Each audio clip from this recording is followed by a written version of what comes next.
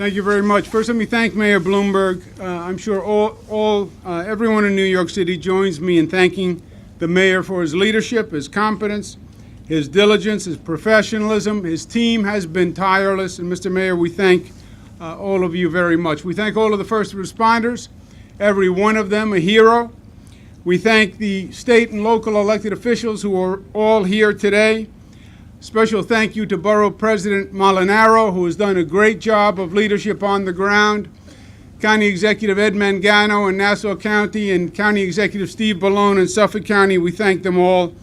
Most of all, Mr. President, we thank you, and we thank your cabinet, especially Secretaries Napolitano and Donovan and Craig Fugate, for their unprecedented federal presence and effort. I'd also like to thank our federal officials, Senator Schumer, Senator Gillibrand, Congressman Grimm, who are with us today, for all their help in securing the necessary funds so that we can rebuild. 17 days ago, on October 29th, everything changed for New York. 60 New Yorkers lost their lives. Tens of thousands saw their homes damaged or destroyed. Communities from Staten Island to Far Rockaway to Long Beach to Lindenhurst were decimated. And 17 days ago, we felt a new vulnerability for the first time. We have much to do, there is no doubt. We must provide shelter and support in the short term. We must repair thousands of homes and small businesses. We must reknit the fabric of tattered communities. We must rethink and redesign for the long term, because extreme weather, as we have learned, is the new normal. But we are New Yorkers, Mr. President.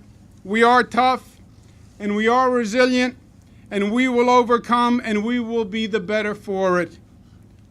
Also, Mr. President, we take comfort in knowing that we are not alone.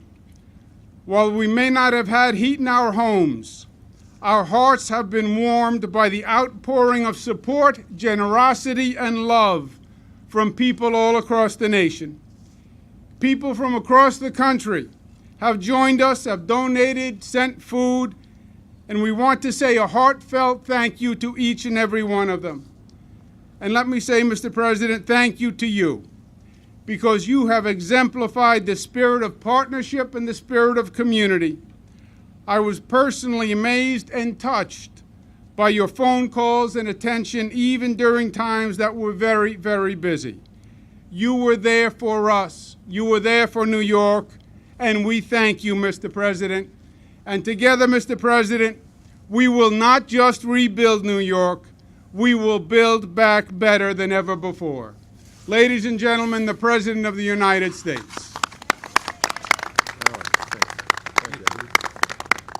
Thank you so much, everybody. I'm going to be relatively brief. I came up here right after the storm, was on the Jersey side, and I promised to everybody that I was speaking on behalf of the country when I said we are going to be here until the rebuilding is complete. And I meant it. So I'm going to come back today, but I'm also going to be coming back in the future to make sure that we have followed through on that commitment. I want to thank the outstanding leadership that's been provided by state and local officials. Obviously, Governor Cuomo and Mayor Bloomberg have done an outstanding job. To Borough President Molinaro, thank you so much for your leadership at a time when the folks here on this island were obviously going through extraordinarily difficult times.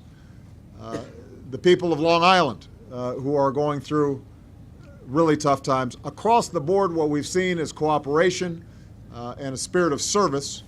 And for the first responders who are here, the police officers, the firefighters, the EMS folks, the sanitation workers who sometimes don't get credit but have done heroic work, we are so grateful to you because you exemplify what America is all about. I'm grateful to the Red Cross, who's been so responsive, not just here, but in disasters around the country. And I want to thank all the volunteers. As we were shaking hands over there, we had folks from every part of the country. We had some Canadians who had come down to help out. And during difficult times like this, we're reminded that we're bound together, and we have to look out for each other. And a lot of the things that seem important, the petty differences, melt away, and we focus on what binds us together, and that we as Americans are going to stand with each other in their hour of need.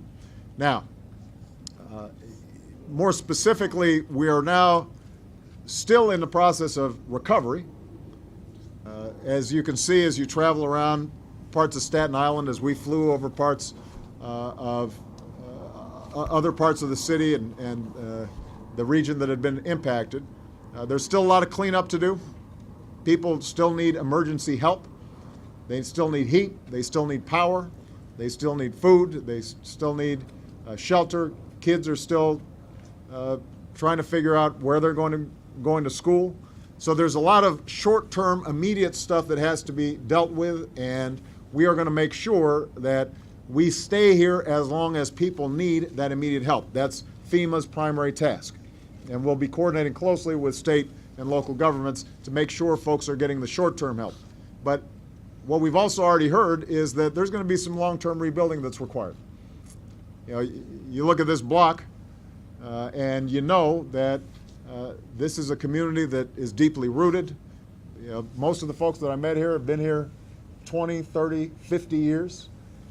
They don't want to see their community uprooted, but there's got to be a plan for rebuilding. And that plan is going to have to be coordinated, and there's going to need resources. So what I've committed to doing is to work with the outstanding congressional delegation led by your senators, Chuck Schumer and Kristen Gillibrand, also working with Governor Christie and the Jersey delegation to try to come up with a game plan for how we're going to be able to resource the rebuilding process. And I'm confident, as Governor Cuomo said, that we're going to be able to do it. But it's going to require everybody focus on getting the job done. We're going to have to put some of the turf battles aside. We're going to have to make sure that everybody's focused on doing the job as opposed to worrying about who's getting the credit or who's getting the contracts or all that stuff that sometimes goes into the rebuilding process. On the federal level, because this is going to be such a big job, I wanted to assign one particular person who would be in charge from our perspective, who would be our point person, because FEMA basically runs the recovery process. It doesn't focus on the rebuilding. For that, we've got to have all government agencies involved.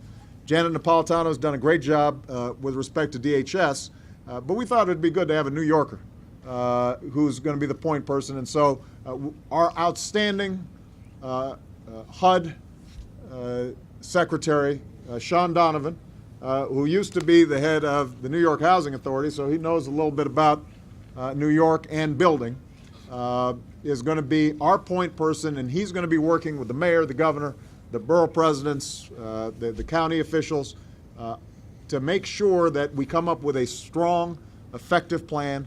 And then I'll be working with the members of Congress to do everything we can to get the resources needed to rebuild. And I have every confidence that Sean is going to be doing a great job, and so people should feel some confidence about that. Let me just close by saying this. I had the opportunity to give some hugs and communicate thoughts and prayers to the Moore family. They lost two young sons during the course of this tragedy. And obviously I expressed to them, as a father, as a parent, my heartbreak over what they went through. And they're still obviously a little shell-shocked. But they came here in part because they wanted to say thank you to all the people who had been supportive of them. They in particular mentioned Lieutenant Kevin Gallagher of the NYPD, who, when they knew that their sons were missing, Lieutenant Gallagher made a point of staying with them and doing everything he could so that ultimately they knew what had happened with their boys and were able to recover their bodies, and has been with them as a source of support ever since. That's not in the job description of Lieutenant Gallagher. He did that because that's what so many of our first responders do. They go above and beyond the call of duty to respond to people in need. And so I want to give a shout out to Lieutenant Gallagher, but I also want to point out the Moores, even in their grief, asked me to mention Lieutenant Gallagher, and that says something about them as well. And that spirit and sense of togetherness and looking out for one another, that's what's going to carry us through this tragedy. It's not going to be easy. There's still going to be, believe it or not, some complaints over the next several months. Not everybody's going to be satisfied. I have to tell you, the insurance companies and some of the other private sector folks who are involved in this, we need you to show some heart and some spirit in helping people rebuild as well. But when I hear the story of the Moores and I hear about Lieutenant Gallagher, that's what makes me confident that we're going to be able to rebuild. All right? I'm very proud of you, New York. You guys are tough. You bounce back, just as America always bounces back. The same is going to be true this time out. All right? Thank you very much, everybody. Thank you. Well said.